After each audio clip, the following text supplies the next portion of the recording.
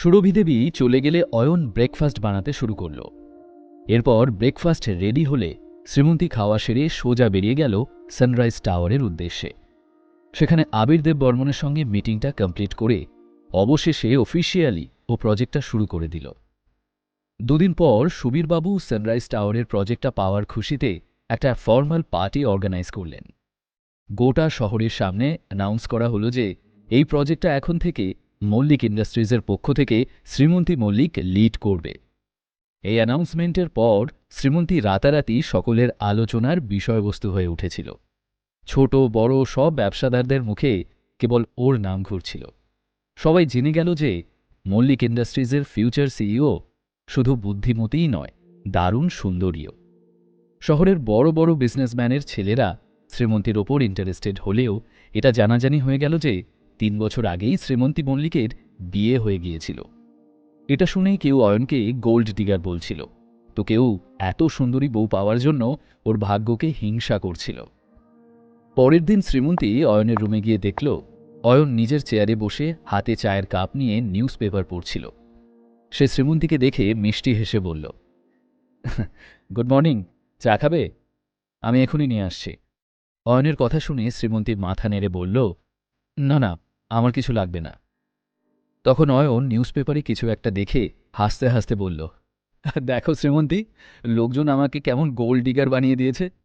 অয়ন মজা করে বললেও শ্রীমন্তীর সেটা শুনে কষ্ট হল। সরি অয়ন, এসব কিছু আমার জন্য হয়েছে, আর মিডিয়ার কাজই হলো তিলকে তাল করা। তুমি কিছু ভেবো না, আমি সব ঠিক করে দেব।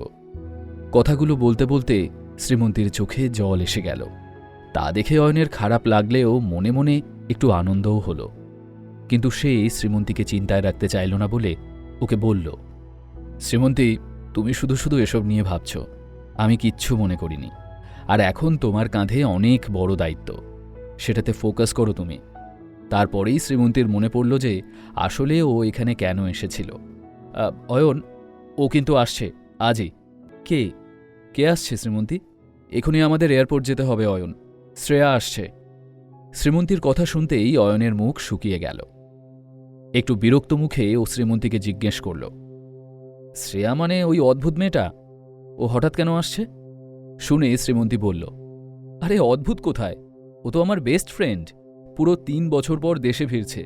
এখন চলো তাড়াতাড়ি রেডি হয়ে নাও, লেট করলে চলবে না। আমি ওর সাথে দেখা করার জন্য খুব এক্সাইটেড।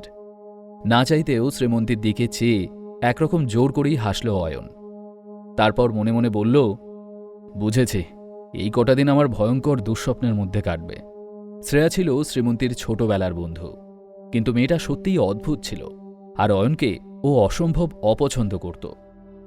৩ বছর আগে শ্রীমন্তীর যখন অয়নের সঙ্গে বিয়ে হল, তখন শ্রীমন্তীর মায়ের সঙ্গে শ্রেয়াও ওদের বিয়েতে অপোজ করেছিল।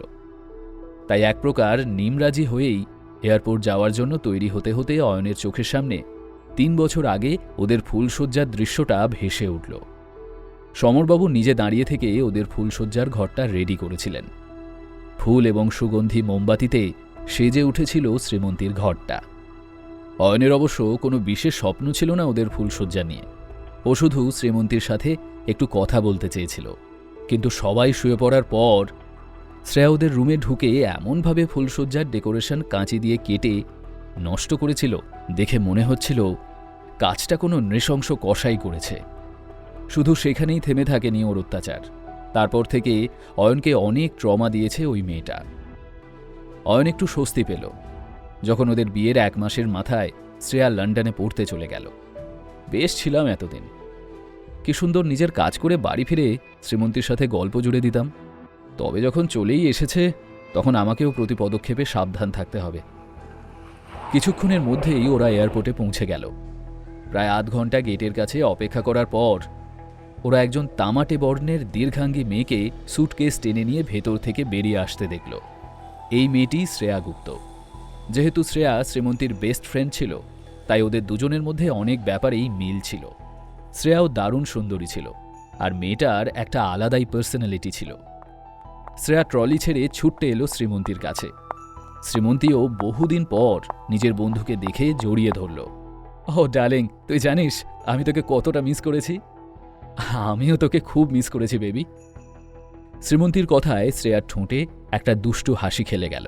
ও শ্রীমন্তীকে বলল, আচ্ছা তাই বুঝি, তাহলে আজ রাতে আমরা একসাথে শোবো, ওকে? সেই তোর বিয়ের আগে যেমন শুতাম। শ্রেয়ার কথায় শ্রীমন্তীর ঠোঁট উল্টে বলল, উফ শ্রেয়া, এবার তো একটু সিরিয়াস হয়ে যা, আমাদের বয়সটা কিন্তু বাড়ছে। আমাকে কি সিরিয়াস মনে হচ্ছে না? 3 বছরে প্রতিটা রাতে তুই তোর বরের সাথে শুয়েছিস, আজ একটা রাত না হয় আমার সাথেই শুলি। শ্রীমন্তী খুব অকওয়ার্ড ফিল করছিল। এবার চুপ না করলে আমি কিন্তু আর তোর সঙ্গে কথা বলবো না। আর তখনই ওর চোখ পড়ল অয়নের ওপর, যে এতক্ষণ চুপচাপ দাঁড়িয়ে ওদের কথা শুনছিল। সঙ্গে সঙ্গে শ্রীমন্তীর মুখ লজ্জায় লাল হয়ে উঠল। শ্রেয়া ভীষণ বোল্ড ধরনের মেয়ে ছিল। কে ওর কথা শুনে কি ভাবল তাতেও পাত্তাই দিত না। শ্রেয়া বলে উঠল, ঠিক আছে বাবা, আমি আর কিচ্ছু বলছি না। এনিওয়ে, আমি শুনলাম তুই নাকি সানরাইজ টাওয়ারের কনস্ট্রাকশন প্রজেক্টটা লিড করছিস। কংগ্র্যাচুলেশনস। আমি কিছুদিনের জন্য বাইরে গেলাম আর আমার বেস্ট ফ্রেন্ড তো একদম ছক্কা হাঁকিয়ে দিল।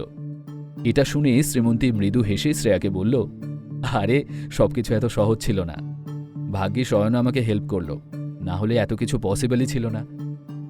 শ্রীমন্তীর কথা শুনতেই অয়নের ঠোঁটে হাসি খেলে গেল। কে হেল্প করেছে? অয়ন? শ্রীমন্তী প্লিজ, ইয়ার্কি মারিস না। আমরা সানরাইজ টাওয়ারের ব্যাপারে কথা বলছি, কোনো সাধারণ চেক জমা দেওয়ার ব্যাপারে নয়। এ কথা শুনেই অয়নের মুখের হাসি মিলিয়ে গেল। ও নর্মাল থাকার ভান করতে করতে ভাবল, ব্যাস এই শুরু হলো পেতনিটার আমাকে নিয়ে ব্যঙ্গ করার এপিসোড। শ্রেয়ার কথা শুনে শ্রীমন্তী অয়নকে নিজের কাছে টেনে এনে বলল, তোর যদি বিশ্বাস না হয় তাহলে অয়নকে ডিরেক্টলি জিজ্ঞেস কর না।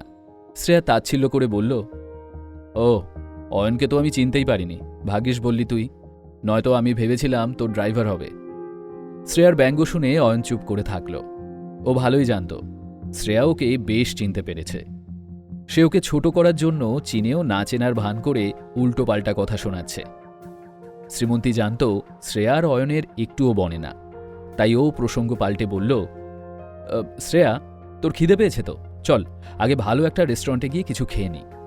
শ্রীমন্তীর কথা শুনে শ্রেয়া উদ্গ্রীব হয়ে বলে উঠল, একদম ঠিক, দারুণ খিদে পেয়েছে আমার, সত্যি, একমাত্র তুই আমাকে এত ভালো করে বুঝিস। আর জানিস তো, আমার দেশে ফেরার একটা বড় কারণ হলো এখানকার খাবার দাবার। এই ডিলিশিয়াস খাবারের টানেই আরও ছুটে এলাম আমি। এই যে, তুমি এখানে কি করছো? যাও আমার লাগেজটা নিয়ে এগো, নাকি তোমার হয়ে শ্রীমন্তী কাজটা করবে মনে করেছ? যাও জলদি। অয়ন কিছু না বলে ট্রলি নিয়ে 2 সুন্দরী নারীর পিছু পিছু এগোতে লাগল। ওকে পেছনে আসতে দেখে শ্রেয়া ইচ্ছে করেই জোরে পা চালাল। জানতে হলে শুনতে থাকুন এই গল্পটি শুধুমাত্র পকেট এফএমে।